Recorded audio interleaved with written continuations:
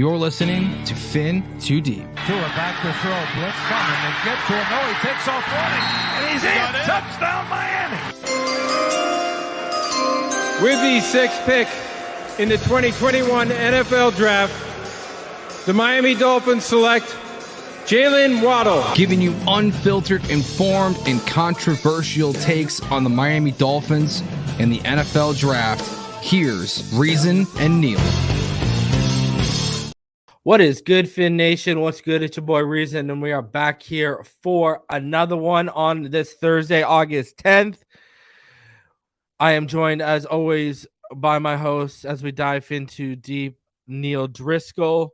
And the Dolphins were off today. They will be back at it tomorrow for their first preseason game of the year. And guys, football is back. It's back again. I will be live at about 6:30 on Friday night on Phinside the NFL YouTube, and we'll be live reacting to every play of the game. Let's see what happens with that QB2 battle and that left guard battle. Let's see how those left guards perform. It's going to be interesting night, tons to watch.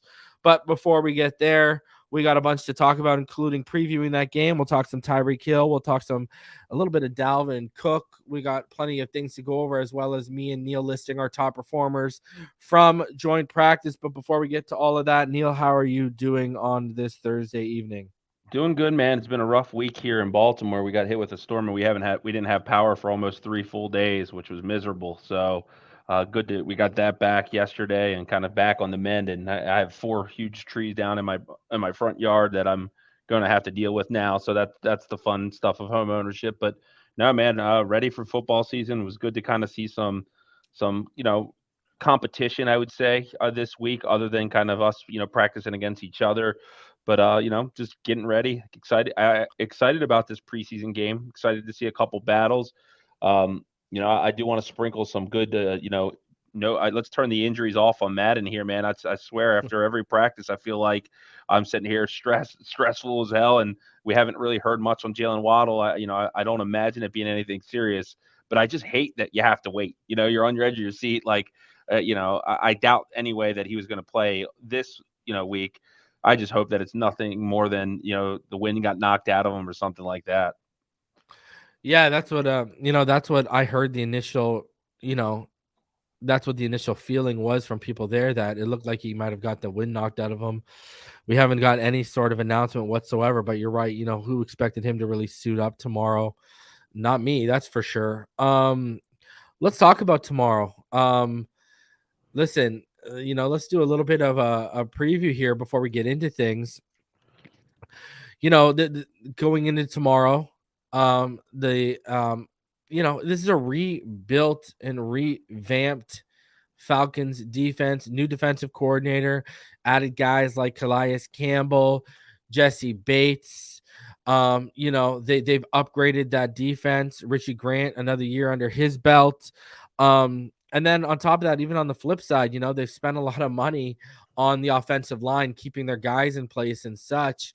A lot of hope for Desmond Ridder, but specifically with that defense, Dolphin fans learned real quick that that's not the same porous defense it was last year. At least that's what it's looking like when, overall they were the 23rd scoring defense. They were 25th against the pass. They were the 27th total defense in total last year, the Falcons. Obviously, they've made some upgrades.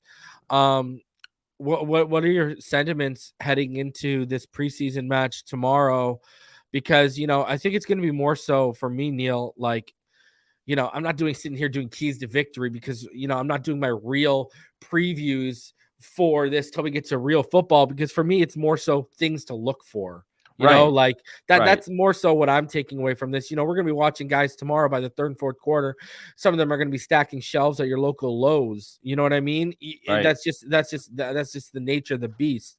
So for me, it's like, okay, the quarterback 2 battle, who looks better with the opportunities given? What does Eric Ezekiel do? Because he's probably going to get some reps. Are we going to see a little bit of that left guard battle take place between Isaiah Wynn and Eichenberg, and then who's going to be stepping up behind them?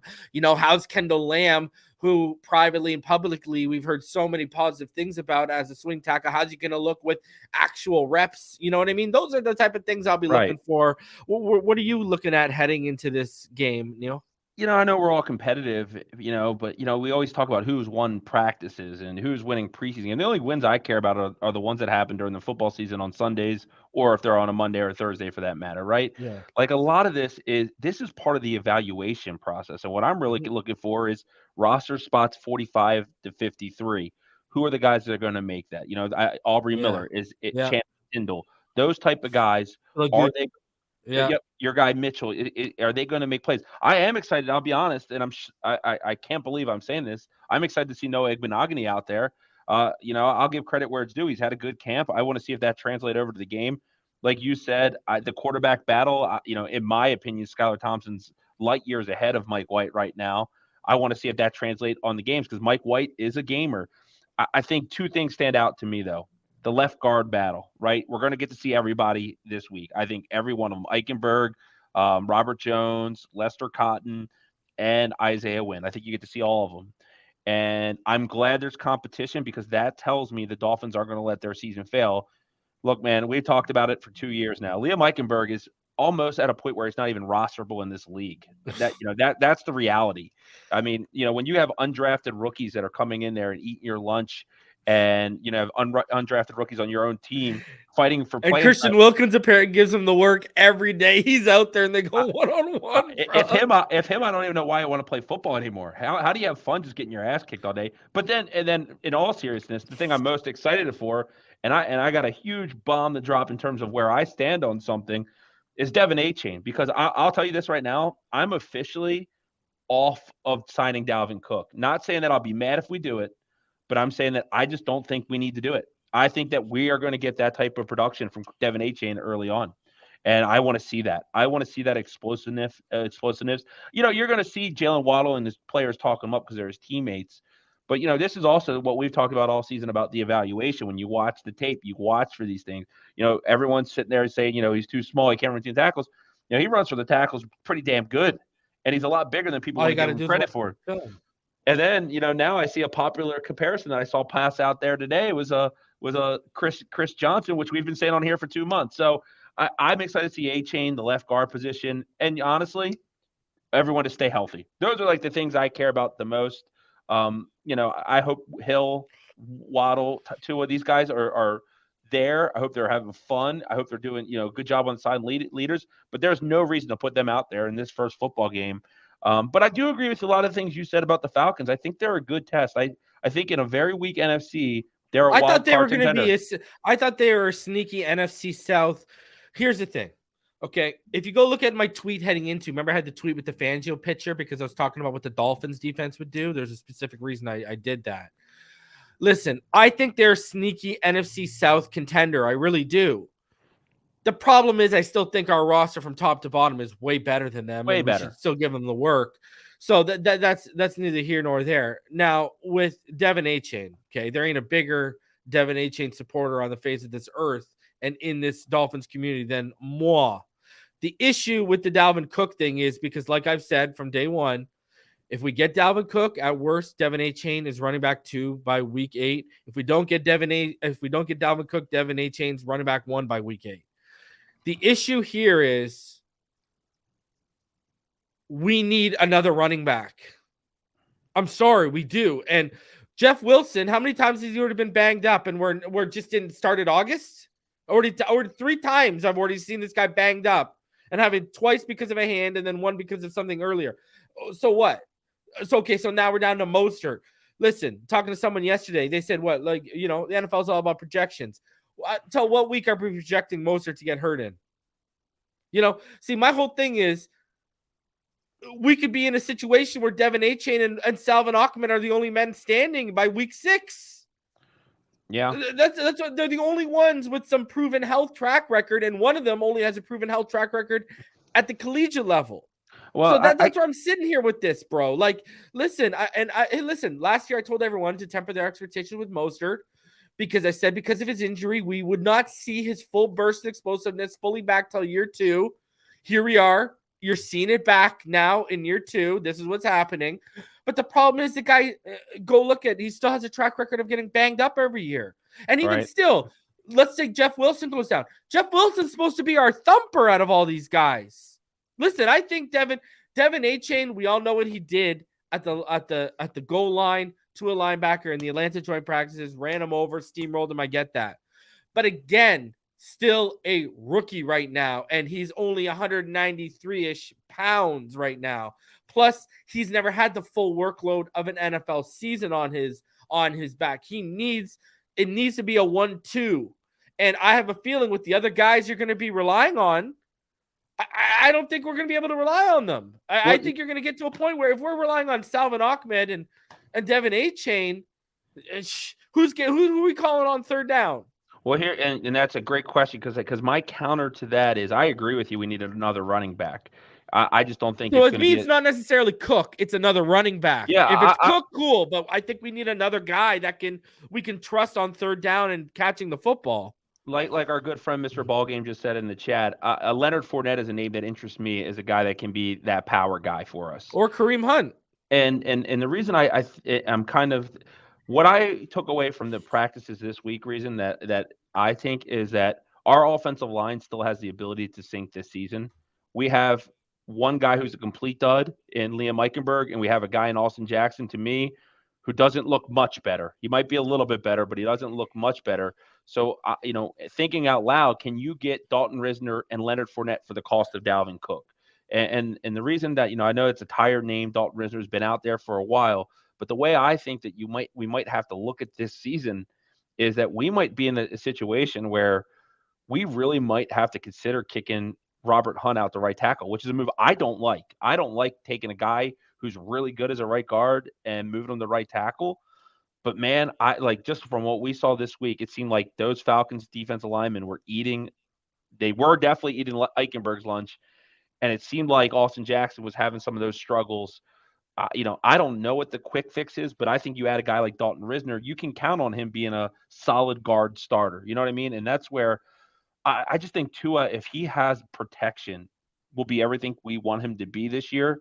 But if he keeps facing what he's faced pretty much every year since he's been here, man, I don't care who you are. Like, it's not just pressure, it's quick pressure. These guys don't only just get beat, they just get steamrolled out of the way like they don't even exist, man. These defenders, this season to me, my three biggest fears: Liam Eichenberg, Austin Jackson, and Jason Sanders. That's all I'm afraid of. Everything else I love. Well, our inside linebacker depth isn't good. If David Long goes down, we're kind of up the creek right now. Yeah. See, from everyone I've talked to who's been there, I've heard mixed reviews on Austin Jackson, but everyone that I've talked to who's been there, everyone's way more worried about Liam Eichenberg than Austin Jackson. Oh, and they should be. The problem is you have two leaks right now. If you fix one leak, it's easy to mask only a singular leak on the offensive line. Right. Me and Richard talk about this all the time. Right. But if you got two different leaks on two different sides of the football, then that's on two different sides of the offensive line, then that's really hard to mask. So 100%. I think this staff and people are more confident in Austin Jackson being able to mask that than they are Eichenberg. Now, from the stuff that I heard, Terron Armstead was limited reps, but him and Wynn apparently looked really good yesterday side by side. And that was the first time they've been given reps together all off season. So, and apparently, there was a big run opened up for Salvon Ahmed, and it was Wynn and Armstead just parted the sea. Right. Well, hear me out for a second. So say this is it left to right: Terron Armstead, Isaiah Wynn, Connor Williams, Dalton Risner, Robert Hunt. That's a way better line than anything we have today. You know what I mean? And I was so. I think there's a reason. Like, people are forgetting, and I've already talked about this. Like, Butch Barry coached Dalton Risner last year, and they didn't get along well.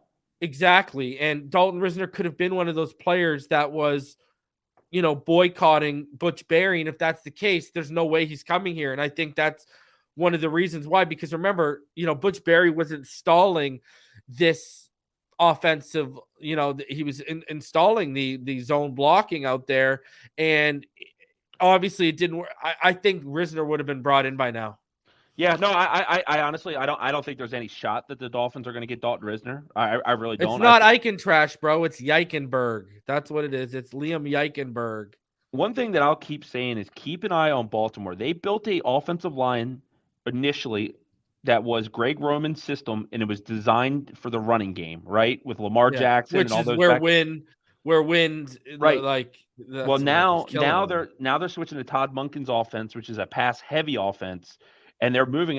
Patrick Ricard, who's their fullback. They've officially moved him to guard. So they're making. Hold on. They removed who? Ricard to guard. Yeah, Pat Ricard, the fullback from the Ravens, fullback is they moving moved to him guard. Yeah, so he's going to be playing more offensive guard in this system because they don't really use a fullback because they're going to go 3 receivers: Beckham, Bateman, and Flowers. I'm saying like keep an eye on a guy that could be a surprise. We do use our fullbacks, Alec. Yeah, well, I'm saying keep an eye on a guard that could come free there, like a Ben Cleveland. Keep an eye on, maybe there's a guy that you can make a trade for because they have some depth there. Better not trade for Patrick Ricard. That's what I don't want him. No. I don't want him at guard. No. I was saying his moving to a guard might free somebody who's a starter. They have Kevin Zeitler on the right side. He's not going anywhere because I would get him in a second, obviously. But I think you'll see him in that battle for the left guard. Apparently, the big dude from Minnesota, Daniel Falele, has not looked that good. Really? Yeah. Well, you knew he was a project, though. Yeah, he's a big project. But no, I agree that Rizner's not a realistic opportunity. The offensive line, man, like God. I think there's some Butch Barry thing. That's why I've talked about him before because him and George Fan are like the best 2 offensive linemen out there probably right now. But the whole reason why I've said I don't think it's possible is because I think my whole thing is if Butch Barry was installing, the zone blocking last year, the way we've installed it here, you would have think he would have already gone to bat for Risner and said, hey, he's out there. You can get him for cheap. He looked like a guy that was flourishing in my system. He struggled last year, FYI. People haven't talked about that. No, yeah. But Risner struggled last year, but I also think he was one of the guys that didn't like because he was so strong in the previous systems. I think he was one of the guys that was pushing back. And, listen, he's an upgrade. I agree 110%, but there's a reason why I think they haven't brought him in. And I think he was one of those vets that wasn't a fan of Butch Barry and what they were doing. That's the only thing that makes sense because he's an upgrade. Well, I will say I'll be so proud of this team in the front office if they have the guts to demote Liam Eichenberg and put Isaiah Wynn in. It's happening. Yeah, it's happening right now before your eyes. If you remember when he was signed, I was a guy that was pounding the table how good of a move it was because I saw him in the vision of a left guard. A lot of people were told me, calm down, he's not that good. He ranked this on football. But I was flipping on our South Florida beat reporters were gatekeeping him at left and right tackle. I'm like, bro, this guy's the answer at left guard. Look what he did at Georgia before they moved him. Like.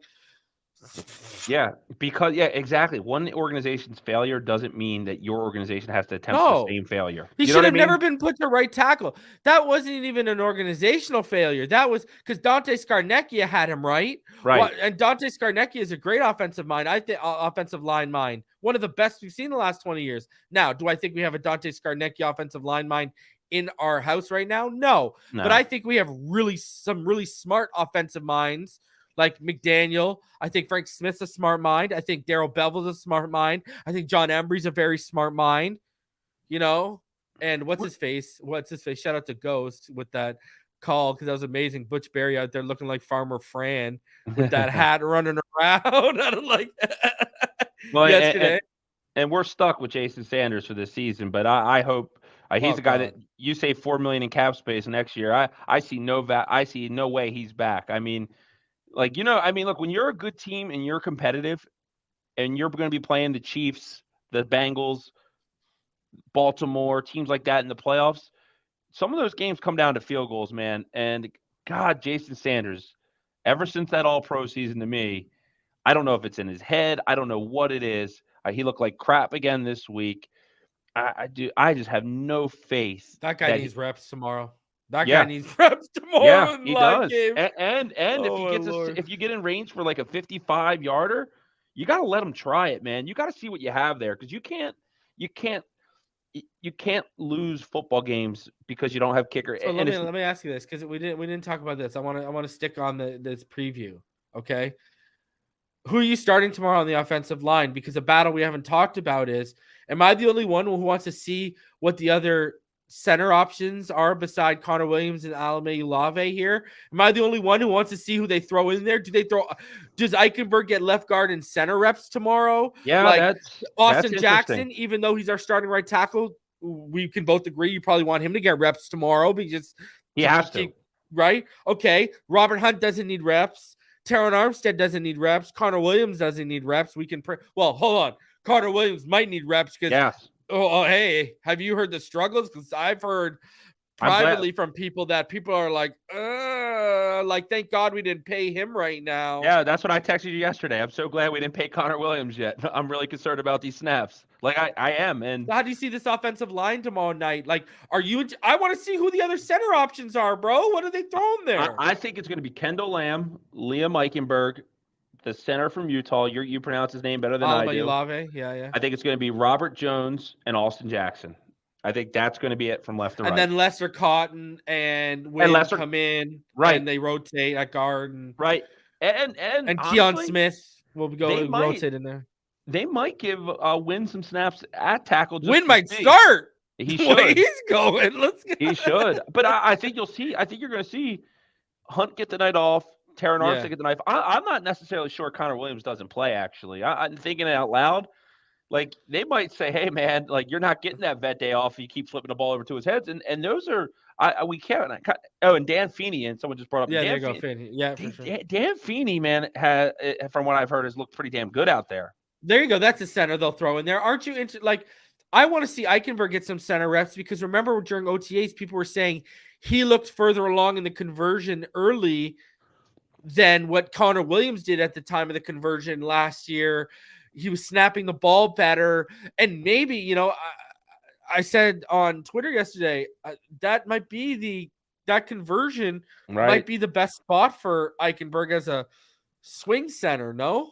Right. Yeah, I think you're going to see a lot of combinations and a lot of guys get different chances at different spots because I think honestly, as bad as some of the spots of the line are, they do have some solid depth. You're probably going to see Cedric Ogbuehi out there. He's fighting for a roster spot. Yeah, he'll be at right tackle. At least, so you'll see him out there for a little bit. So you're going to see guys that are battling for a roster spot.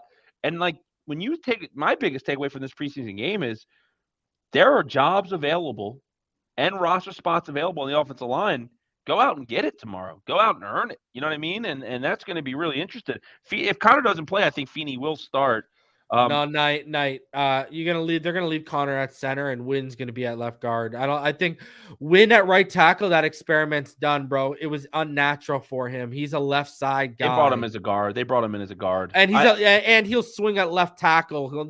He's a left side guy. I don't think you're ever gonna see him play that right again. Anyways, continue. Sorry. No, I was just gonna say I think you're gonna see a lot of these guys and.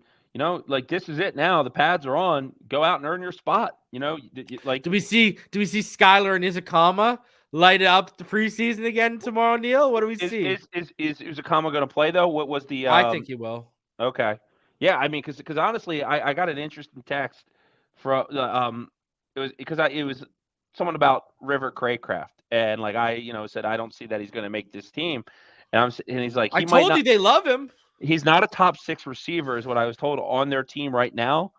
But whenever he gets a chance, he makes a play. Yeah, and they love him, bro. We saw it in joint practices. He's reliable. He does his job. Cedric's dropping the ball, Neal. I'd practice. Yeah, if they could get out of Cedric Wilson, they would get out as soon as they could. He has no value here anymore. He really doesn't. Honestly, like that to me is shockingly how bad he has been in Miami. Dude, I put him at. I think right now.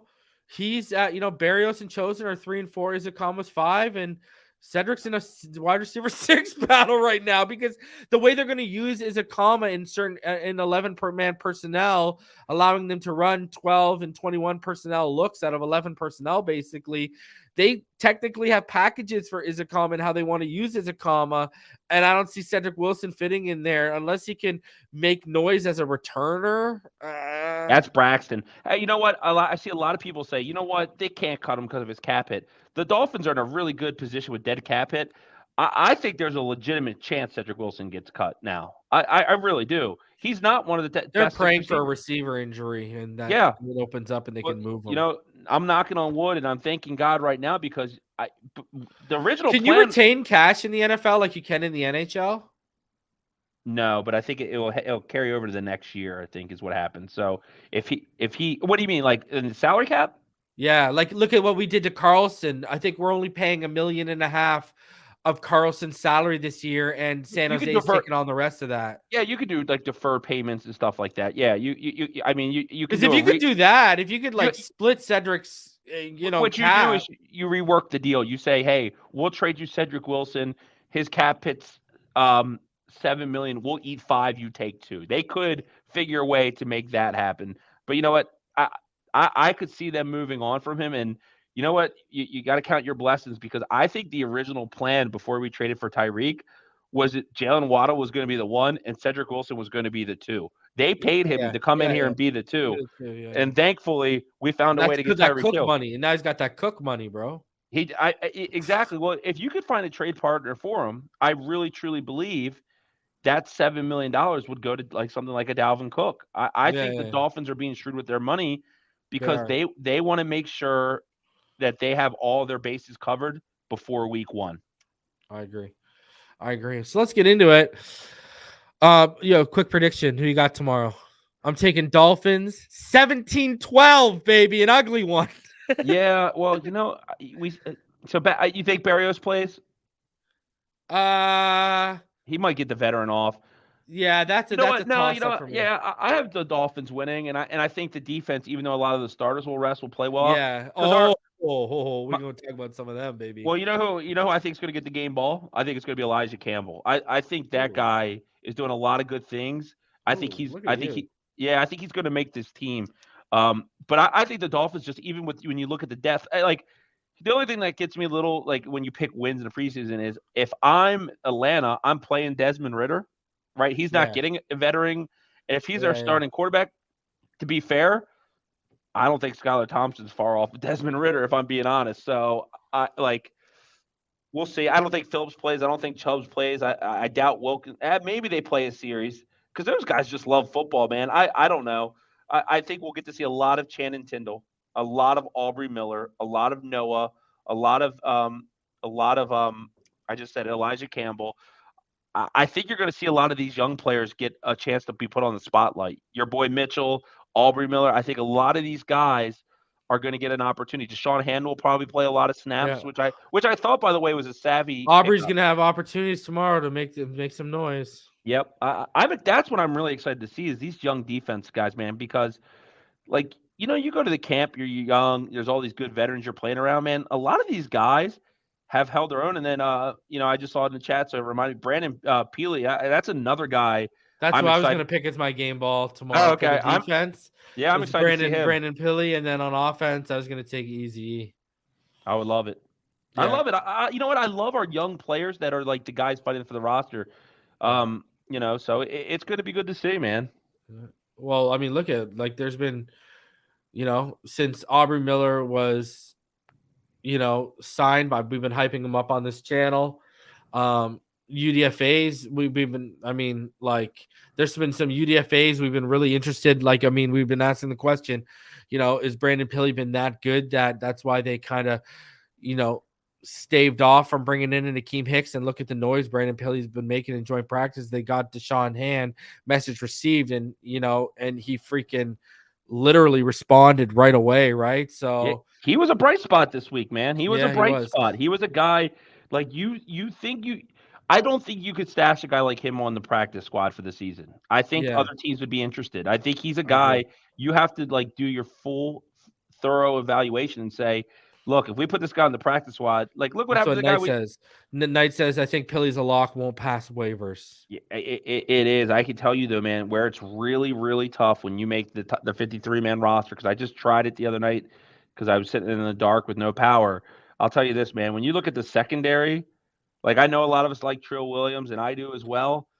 It's hard to find roster spots for these guys. It really is, man. There is a lot of depth. Because I think Noah's making the team. I think Cam Smith is obviously, you know what I mean? I think Keon Crossan could be in some trouble.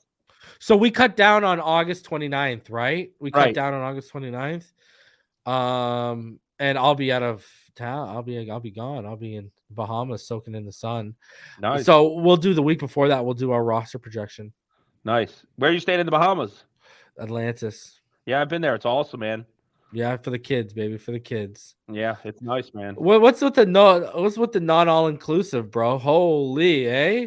Yeah, dude. My wife has. Did you get the meal plan or no? My wife has a company work trip, so it's covered for us. I've been with her for going on 10 years, so I've got to go to the Bahamas.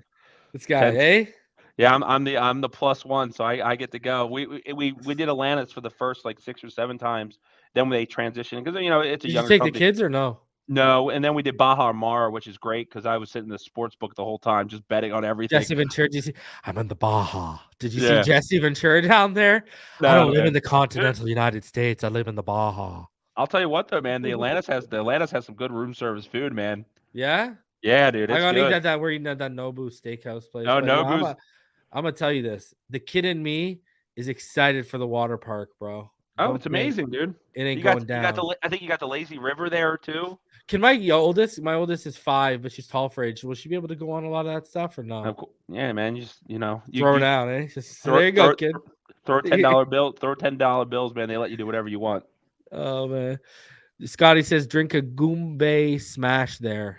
Yeah, the pool bar is a lot of fun, man. It's a lot of fun there. It's gonna be interesting. And the grandma's coming to watch the kids. Yeah. Yeah. Is that the night you're going to Nobu? What do you mean? Are you gonna get a night out, like a date night? Oh yeah. That's the night we're going to Nobu. Yeah. Nobu, man. Nobu is awesome. I freaking love it, dude. Yeah, I just went. Well, we were there in December, and it was amazing.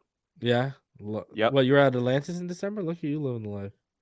Yeah, we get to go every December. So look at you, attaboy. All right, so let's get into it. Speaking of the Falcons and the Dolphins, our top performers from training camp and from joint practice, and this is who we got, Neal. So we got a lot of similarities here on offense. Devin A-Chain was my number one guy because lights out. Plus, I get to give myself the good old Barry Horowitz, all the kind of good stuff that comes with Devin A-Chain. Especially day 2, right? Like day 2, he was just shining against Atlanta. Isaiah Wynn is number 2 for me because it looks like finally we might get an answer and a little stability at left guard. And anyone who's going to give me that automatically makes a list. And then on offense, number 3 for me was Robbie Chosen because we've been asking, are you going to come alive, Robbie? Is Braxton just going to run away with this once the pads came on? And Robbie said, here, hold my beer. Let me make some plays. Even almost made a really nice sideline catch from a nice throw by Tua, but the defenders just knocked it out as he was going out. And then your offensive guys, Neal, Tyreek, Robbie, and Devin A-Chain for you. Yeah, look, dude, every time Tyreek steps on a field and there's another team, the odds are if you're not playing the Chiefs and Patrick Mahomes, that Tyreek's the best player there. Tyreek's different, man. What he did to those Atlanta DBs when he wanted to, and that's why like a lot of people that overreact about this offense, like I think there's a big difference between executing and experimenting, right? And if the Dolphins want to play to his strength, they could just feed the ball to Tyreek Hill all day long and Jalen Waddle all day long. But what are they learning about their team, right? You have to experiment. You have to try some things. You got to see what is your playbook going to look like, Mike McDaniel? Mike McDaniel can call 500 plays, but he's got to, sharpen up his playbook, So it's like he's got to know what he has there. But Tyreek, when he wants to, he could beat anyone at any time. That's just who he is. Devin A-Chain, for all the reasons you said, this guy is going to be this draft class, despite us only having 2 picks, 2 picks that were higher picks, I'll say, we nailed it. Between Cam Smith and Devin A-Chain, I can tell you already right now, they haven't even played a game. We're going to look back and be like, see, everyone who gave shit to Chris Greer, look what he did in 2021 and look what he did here in 2023, because I think they have 2 superstar level players that they got in that draft. And then, man, look, Robbie Chosen, man, when we drafted him and I saw it was $1.6 million, in my head, I said, the Ravens just played Odell Beckham, $15 million a season, and Beckham's the bigger name, there's no doubt, but I'm not sure that he's a better football player than Robbie Chosen. And people said, Neal, you're a homer, you're an idiot, you don't know shit about football. Well, look, man, I think Robbie Chosen is going to be an absolute threat this year. And if you're a defense lining up against the Miami Dolphins, and it's A-Chain, it's Robbie, it's Tyreek, it's Waddle, pick your damn poison. I mean, that's why I'm not worried if the offense had a couple slow days or slow periods during this, because they're not going to go out there and just do everything that they know works. They want to try some things that don't work. They want to see, they want to see Robbie Chosen make those type of plays. They want to see Braxton Berrios and River Craycraft make big plays. And Neal, they're not going to start showing you counter punches to you clogging the middle in meaningless joint practices and preseason games when they're saving that for when teams do that. Because it's so funny that people are like, oh my God, it looks like they were doing the same thing and these guys didn't have an answer. All of us knowing how OCD Mike McDaniel is, you really think he doesn't have an answer for teams clogging the middle? It's just we're talking about joint practice. They're not going to go out and flash it so these teams can tape it and pass it around and boom. It's not. We got to remember, this is the first preseason football game. Like, I know we're all starved for football, man, and just even the other night when it was the Browns Jets, and look, there's not a team that I hate more than the Jets. They're my least favorite team in professional sports. Yeah. But just seeing them on my TV, knowing there's football on tonight, like, that feels home to me. So, I get excited too. But you have to temper your expectations. Like, as good as any offense is, nobody just walks out the field and goes and puts up touchdowns every play. Like, the other team tries. Not only that, Neal, but remember we had people in this community fear-mongering over McDaniel and Tua in training camp last year. Remember, pushing the Skylar QB1 narrative, and we all know these people don't know ball, and then what happens? Season starts, real football starts, and Tua's in the MVP conversation for the first 12 weeks, and they were the same ones fear-mongering everyone about where Tua and this offense looked like they were in training camp. And reason, it's not like we don't know this is an unknown commodity. This passing attack had 2 receivers combined for 3,000 yards last year. In year one, it's going to be better. Like, you don't even have to watch and worry about that. Like, you can put that under your pillow and go to sleep at night. Like, this passing attack is going to be lethal. We know that. Like, I just think it's you don't want to get, like, don't ride the high so high and the low so high. This is a marathon. Yeah. The Super Bowl is not till February. We're not worried about where this defense is going to be at because it's a new install. There's some players coming up. Like, we're more worried about, we want that because like Neal said, it, put it under your pillow at night like it's a tooth waiting for the tooth fairy. Right. You're good to go. The money is coming, baby. Now it's about, we know we're going to get a top 10 scoring offense again. It's about, are we going to get a top 10 scoring defense? Because we had our defense scoring wise last year was allowing more points per game than our top 10 scoring offense was able to score, which is not good. So that's where we're at, man. It was all about how cohesive, how quickly is this defense going to become cohesive? How quickly are they going to gel? And already it sounds like the run defense, Neal, that's something we got to talk about here too quickly before, when we get into defense here. Neal, that run defense sounds like it's picking up right where it left off. And if that run defense holds together like it did last year, man, we are in good shape, my friend. So let's start off with your defensive guys. So talk about that and then blend in your defensive guys. Yeah, because I was just going to say, my favorite player to watch tomorrow, if I take my Dolphins glasses off, is Bijan Robinson, man. I love the guy. I love the football player. Sure. Yeah. I can't wait. You're right. 110%. The ability we had to neutralize him in these practices, and he made a couple good plays. I'm not going to take everything away from him. He had that one play when he got Tindo one-on-one. I don't know if you heard about that. Yeah. Well, look, the Atlanta was one of the best rushing teams in football last year. Tyler Algier was a beast, bro. People sleep on my boy. The defense, I see. It's funny because as good as I think the offense is, when they get Jalen Ramsey back, which I think is going to be a lot sooner than we all think, and I think it's amazing that he's out there every day. I love that dude so much, man. The leadership that he brings to this team. I think this defense is that kind of defense that when it's the crunch time at the end of the season, they're just going to get better and better. They're going to add the biggest curveball you can add when they say, you know what? Oh, we got a modern-day Deion Sanders and Jalen Ramsey who's going to come and join our team after we're already well-positioned to go win playoff games. You know what I mean? It's going to be amazing. But I think I got to say this. Out of all the superstars that are on this team, the player I'm looking forward to seeing most this year in real football games is Jalen Phillips. This guy is on the verge of stardom. We are a Dolphins, podcast. We like the Dolphins. This is conversations that they're having here in Baltimore. This is conversations they're having nationally. It's on ESPN's front page the other day. Jalen Phillips is a guy that is going to get 15 sacks this year, and he's going to grow to become one of the best pass rushers in this game. He all week, we both have him number one on our list. He had 2 sacks a day. He had 4 sacks in 2 joint practices, 2 sacks a day. I think this is, when you look at that draft, as good as that Jalen Waddle pick was, and it's great. Getting Jalen Phillips at 18, I wanted Najee Harris, and I'm wrong, and I don't care. I'll eat crow. Like, this guy is amazing, and I am so happy that he is a Dolphin. Zach Sealer, man, continues to be dollar for dollar the most underrated player in this league. I mean, he goes out there against all-pro caliber offensive linemen and just kicks their ass. I hate that it's probably his last year here because I love him. He's what I call a lunch pail type of player. But, man, he is a guy that, he is the engine that drives the front of this defense. Agreed. And, and then Kader Kohou, man, I said this last week. I thought that, he had a good season. He was an, undrafted rookie from a school that I never heard. But, I was waiting for the wheels to fall off. I was kind of being, look, he had a good season, but he came in. He is better right now than he was last year. Yeah. Kader Kohou is a legitimate NFL starter. And because of him and Cam Smith, you can weather the blow of losing Jalen Ramsey.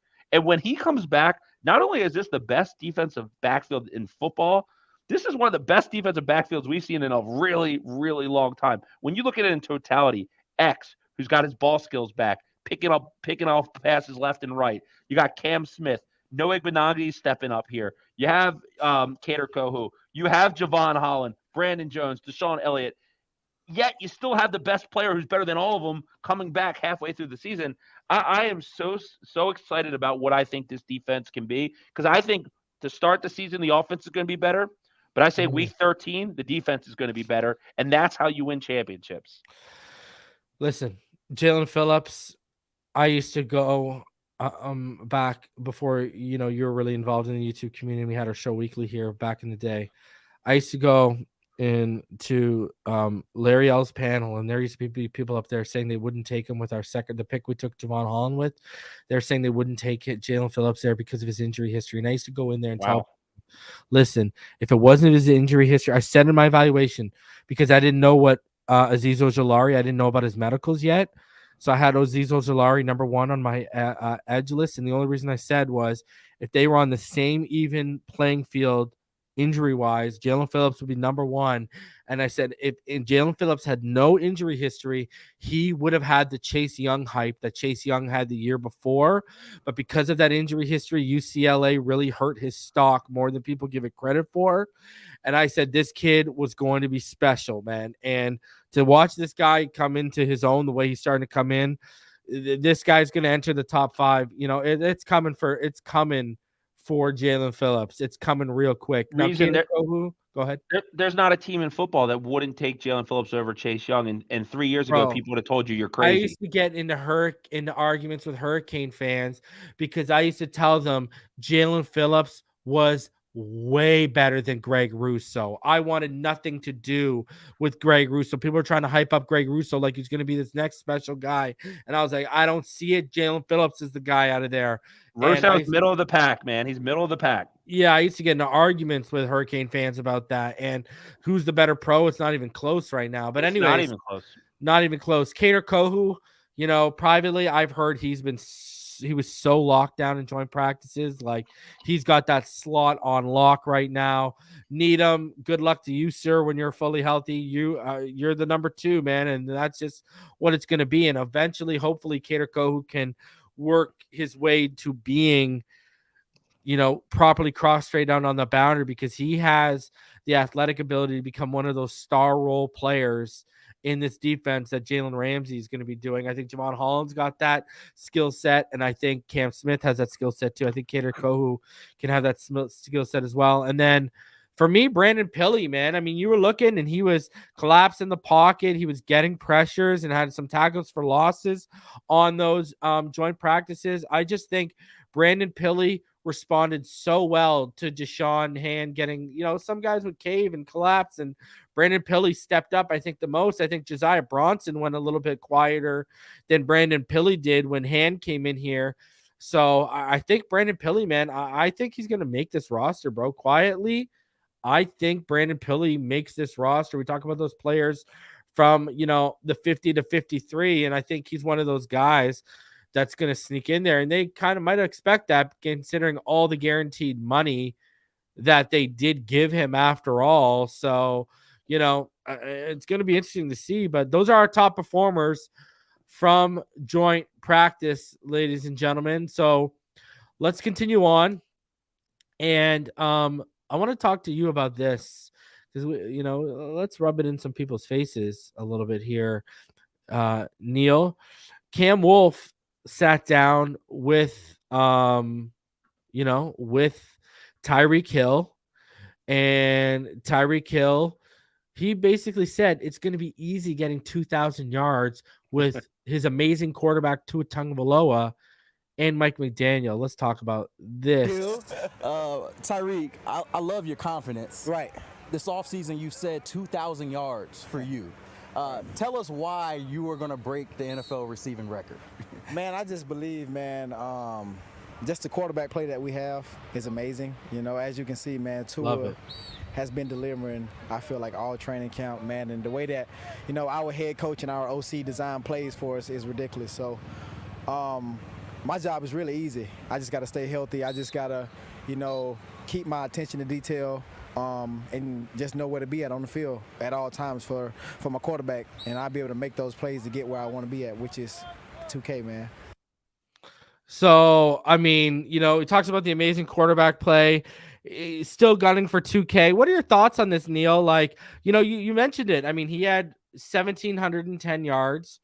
What's his face? Our boy Waddle had 1,356, I believe it was 1,356. So they had, over 3,000 yards. They were only like 160 yards off the duo record, the receiving duo record for a singular season. And, we've talked about how historic this offense can be in year two. And automatically we know growth is inevitable. It's just how big that growth is and how big that step is in year two in this offense.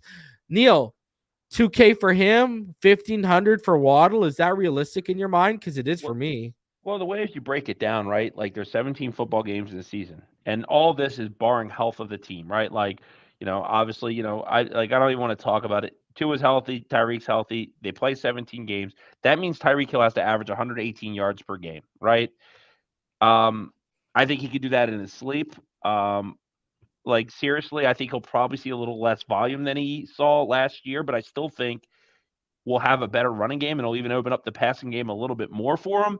So, yeah, I think 2,000 when you're Tyreek Hill is realistic. Look, Tyreek Hill's the best player that's wore a Dolphins uniform since Dan Marino, man. Do you think he would have hit 2,000 last year if Tua didn't miss 5.5 games? Oh, of course. I mean, you're saying that, look at the disparity in yards when you have Tua versus Skyler. I mean, yeah, and especially, I know Teddy hit that one big 60-yarder to him in Cincinnati, but here the difference was when Teddy and Skyler were the quarterback, there was a desperation to the offense. When Tua was in leading, and there was a charge to the offense. That was the difference to me. Tyreek was making plays, and people forget, against the Chargers, he recovered that fumble and took it 50 yards. There's just nothing this guy can't do. If someone's going to break 2,000 yards, it's going to be Tyreek Hill. He's a one of one. He's a unicorn. He is so good of a football player, man. And what my favorite thing about the first week of practice is there's no doubt who the starting quarterback is. It's been a long time since we could say that as Dolphin fans, man. And Tua's got the charge. When he took the team after practice and gave the offense the business, how I could have headbutted a brick wall, man. I was fired up. We've lost. This team has a fire and a passion, and I love Tyreek talking. I saw someone post in the chat, "Talk is cheap." Well, look, it's not cheap if you back it up every week, and Tyreek Hill backs it up every week, every year. I don't think talk is cheap. I think sitting there and getting your ass kicked and taking it's weak. I think this Dolphin team has a special energy and a belief in each other. I think what Tua, when he says that about Tua, he means that. I don't think it's fake. I think it's authentic, and I think that's really important to know that the quarterback and the best player on this team are in the same damn mindset. I think that's really special to have. And dude, and we named the secondary, by the way, and I forgot about Nick Needham and Eli Apple. Yeah. When I was talking about how good this secondary was. Like, that is crazy to me. Yep. Yes, Yeah, sir. Keon Cross is not making this team. Yeah, unless he has something on a coach. I don't see how it happens either. Over 355 of you in the room. Please smash that like button. Subscribe if you are new. Neal, any final thoughts on deck before we get out of here? No, I think just enjoy it, man. This is it. Like, don't worry about the scoreboard. Worry about the play in the field. I think too many people look at stats and scores, and that's how they make their interpretation. Watch the plays. If we lose this game 35-17, but our offensive line plays well, like, there's good to take out of this. When you get to the third and fourth quarter of these football games, to Reason's point earlier, these are guys that will not be on NFL rosters. They'll probably play in the XFL, CFL, and I'm not meaning that as an insult. There's just a level of competition, and not everyone can make a football team. 53 men, 53 men per team at 32 teams. Like, there's a lot of people that play football. So good players are going to get cut, but watch this game. Have fun evaluating players. Pick somebody you like and really hone in and watch them. Like, that's what I like to do, man. I like to sit there. Brandon Peely is a perfect example of this, man. When that guy's in the game, I'm going to be drawn to watching I'm going to watch if someone tries to double team, how he splits them. I'm going to watch how Aubrey Miller hits the football. When Channing Tindall is flying there like his hair's on fire, I want to see him break down and be fundamental and make the tackle, not overshoot it. And like, these are the things that you want to see. And then, hell, man, I'm like everybody else, man. Cam Smith, if he's out there, Devin Achane, if they're out there, I want to see these young guys go up there and go against people that they're and kick and Achane. I want him to bust one. And is any tight end going to make a move? Is any tight end going to make noise? Like, because, we'll probably get our fill of what? Julian Hill, Elijah Higgins, Tanner Higgins is Connor. Getting better. Higgins is getting better throughout the week, though. It sounded like he was getting there, and apparently Saubert made a play. Look at that. Yeah, I mean, like, that's it. So, like, yeah, man, I like, this is it, man. This is fun. And for those wondering who's going to sign and where's going to sign, like, this is where it's going to get interesting, because injuries are going to happen not just to the Dolphins, around the league, right? And you're going to see situations where people go down. So, like, I know a very, very popular question is, when does Dalvin Cook sign anywhere, right? Mm-hmm. Well, it's going to be interesting. Like, keep an eye on Jonathan Taylor in Indianapolis. Keep an eye on some of these spots where, Kareem Hunt went on 2 visits this week and didn't sign anywhere. What it tells me is that these running backs, the offers Did that you hear about that? The Saints said he was went to visit the Saints. The Colts said, we'll offer you more money. The running back group chat apparently said, you got to leave and go to the Colts right now. And he left without a deal anyways. Right. Yeah. So it's like the money they must be getting offered must be just peanuts to what they were accustomed to thinking. Because there's no way that Leonard Fournette, Kareem Hunt, Dalvin Cook should be out there. Like, there's just no way. If I'm back in my even Ezekiel, like, you thought someone would have come in and snuck him for like a couple mil, Oh man, if I'm back in my Madden days and it's when you could go sign those free agents that haven't been signed yet, I'd be like Dalvin, Zeke, I'd add them all. My running back room would be beast. You know what I mean? So, but no, man, I'm excited, man, and I guess if you ask me, I'm really excited. Bijan and Devin Achane, they're the 2 players, the running backs that I can't wait to see, because I think they're 2 really, really special young runners. Yeah. Listen, I mean, tomorrow there's going to be a lot of things to look for, and there's going to be a lot of things to keep your eye on. I can't wait on both sides of the ball. This is like, this isn't about, who dresses up the prettiest and cheers the loudest when you go to the games. This is about, like you mentioned earlier, this is where still in the evaluation process, and we want to see who's making strides and looking good. So, man, I just can't wait to watch somewhat meaningful snaps. Oh my God. Like, yeah, me too, man. Me too. And reason I see this in the chat, and I want to see if there's any validity to this. No, there's not. They're trolling. They're trolling, bro. Okay. I literally because of Jalen Ramsey and Dr. Chow were going back and forth. Oh, okay. I didn't know. Okay. I was about to like, or if this is serious, man, I'm about to freaking go postal here live. No, man, that's just all about. You saw the Chow and Jalen Ramsey exchange. That's all that they're just Good for Jalen Ramsey for sticking up for himself, for a doctor who's most known for puncturing Tyrod Taylor's lung, right? Was that him though that actually did that? I think it was him. Someone said it was. I could have swore he'd been gone for them by that time. It's funny though. I'll be honest with that guy. Like, it's one of those situations where these guys are just trying to be fantasy doctors, right? Like they have a doc that Jesse Morse guy does it, or Morse does the same thing too. And now, right? and now he started. And he said it was a minimal injury, but then he's now even started to put like a fantasy football flavor to his diagnosis, man. Like look, I'll tell you this right now. They're monetizing. It's not a bad idea. If you got a PhD and you can, you don't have to work 13-hour shifts. You just find a bunch of people to give you activity online. All right, guys. I'm going to be live tomorrow around 6:30, so be on the lookout for that. The first preseason game of the year, live reaction, a lot of good stuff coming your way, and then next week we do it all over again with the Texans. So be out on the lookout for all of that. It's Thursday. We appreciate all of you for coming and diving fin too deep with us. We'll be back here next week.